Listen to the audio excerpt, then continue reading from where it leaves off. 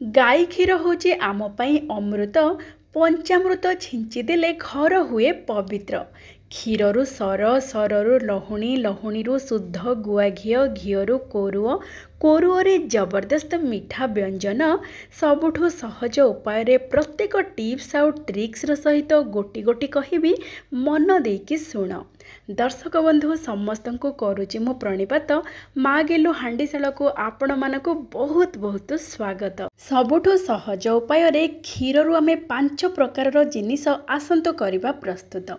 प्रथमे आम क्षीर सिझेबा पई गोटे पात्र नबा, सेथिरे अल्प टिके देदेबा पानी, तापरे भल भाबरे ताकू छाणीदेबा। पानी अल्प टिके देले जितेबेले आम क्षीर को सिझेबा तळु लागिबनी बा पोड़ी जीवनी। क्षीर को सिझेबा पूर्वरु ताकू छाणीदेबे। एबे देखंतु आमे ताकू पूरा पूरी कम जाल रे बसैदेबा, जेमिति कि भल भाबरे उतुरिबाकू लागिबो। एबे देखंतु भल भाबरे जितेबेले उतुरी जीवो आमे टिके जाल को बढ़ाई देबा, आ गोटे डंकी सहायता रे भल भाबरे घांटी देबा। तापरे पुणी कम जाल करके 5 मिनिट पई छाडी देबा।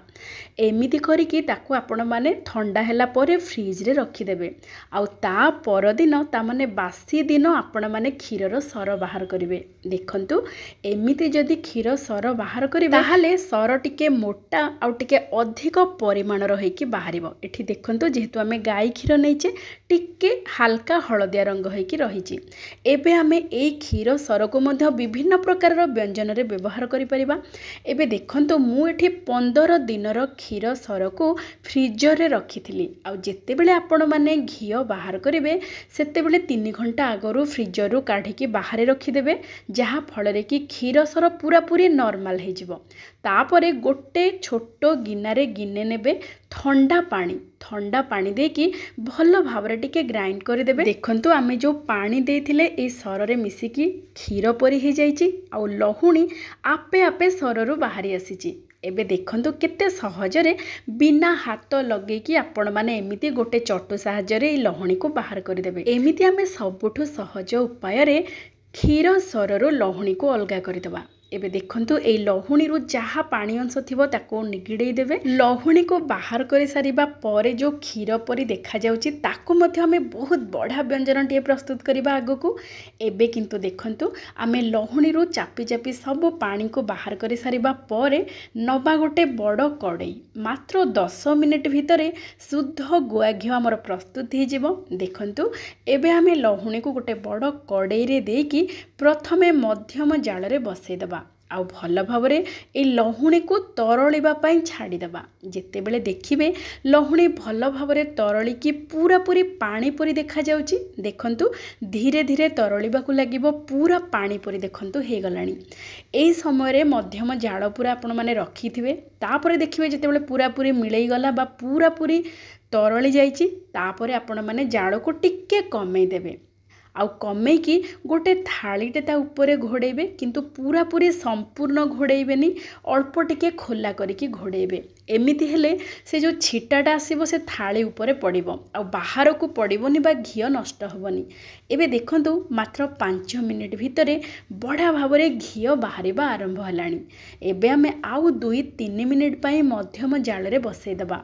आ मध्यम जाल रे बसैला बेले टिके आपण माने मझिरे मझिरे घांटू थिबे। देखंतु मात्र आ 5 मिनिट लागिबो। जेतेबेले देखिबे घीर कोरुओ टिके हल्का बादामी रंग होबाकू लागुची, सेही पर्यंत आपण माने ताको कुक करिवे। तापरे चुली रु बाहर कर देबे, आ पूरा पूरी ठंडा हबाकू छाड़ी देबे।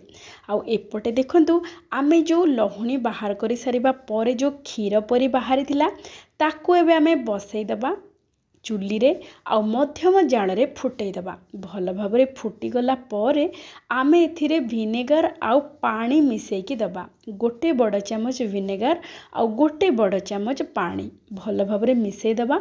अल्प अल्प करिकि आमे ढालिबा। देखिबे जेतेबेले क्षीर छिंडिकी छेना हे जिवो सेही पर्यंत आपण माने चुली रे बसेबे। जेतेबेले देखिबे छेना भल भाबरे प्रस्तुत हे गला, सांगे सांगे आमे चुली रु बाहर कर देबा, नहले छेना टाण हे जिवो। आमे जो व्यंजनटी प्रस्तुत करिबा पूरा पूरी स्वादिष्ट जबरदस्त होगी प्रस्तुत हम से आमको नरम छेना दरकार। एबे देखंतु सांगे सांगे आमे कौन करवा ना छेना को बाहर करदबा गोटे कपड़े हो किंबा ताको गोटे स्ट्रेनर रे छाणीदबा तापरे ताको आउ थरे भल पानी रे धोईदबा जहा फल कि भिनेगार रो बास्ना और भिनेगार रो स्वाद पळेबो ई छेनारू। एबे आमे कौन करवा ना जो छेना बाहर कर सारिबा परे गरम गरम पानी बाहरिला से गरम गरम पानी को जेते चिकिटा बासन आमर थिबो जो आमे सर रखिथिले बा ग्राइंड करथिले सेथिरे पकेकी खाली केवल पिछुळेई देबे गरम गरम पानी। तापर आपण माने केते सहजरे सफा हो देखिए एमिति चिकिटा सब पळेइबो तापर आपण माने जेमिति माजुचंती बासन सेमिति माजिबे केते सहज ना। एबे देखंतु आमे जो देसी घी को आमे बाहर करके रखिथिले शुद्ध गुआ घी ताको आमे छाणी दबा छाणिकी गोटे पात्र रे रखी दबा। एई शुद्ध गुआ घी एते देह पई भल आपण माने सब बेले एमिति शुद्ध देसी घी घरे प्रस्तुत करंतु खांतु सब बेले सुस्थ रुहंतु। एबे देखंतु आमर प्रस्तुत हो जाइए पूरा बास्नायुक्त गुआ घी। एबे घी को आमे गोटे पात्र रे रखिकी टिके साइड रे रखीदबा। एबे देखंतु जो घी बाहर कर सारिला परे जो कोरुओटा बाहरी थिला से कोरुओ रे आमे गोटे बहुत बड़ा व्यंजनटीए प्रस्तुत करिबा। स्वादटा पूरा पूरी जबरदस्त रहिबो। आपण माने बाजार रु कलाकंद निश्चय खाइथिबे पूरा तारी स्वाद आमे आज प्रस्तुत करिबा। एई घी कोरुओ आउ बाहरी थिबा हमर जो छेना एई दीटा सामग्री रे आमे प्रस्तुत करिबा आज पूरा पूरी जबरदस्त कलाकंद। एबे आमे घी को टिके साइड रखीदबा। एबे आसंतु कलाकंद प्रस्तुत करिबा। सेथिपाई प्रथमे आमे नै जाइचु कोरुओ कोरुओ को आपण माने हाथ रे टिके क्रॉस करिकी टिके आउ टिके भल भाबरे गुंड कर देबे किंतु टिके दाना दाना करके रखिबे। तापरे आमे एठी द्वितीय सामग्री नबा जो छेना बाहर करके रखिथिले नरम छेना। तापरे तृतीय सामग्री नबा गुड़ आपण मानकर जेतिके मीठा अनुसार आपण माने गुड़ नेबे। चतुर्थ सामग्री नबा गोटे कप क्षीर एठी सीझा क्षीर मु नेइची।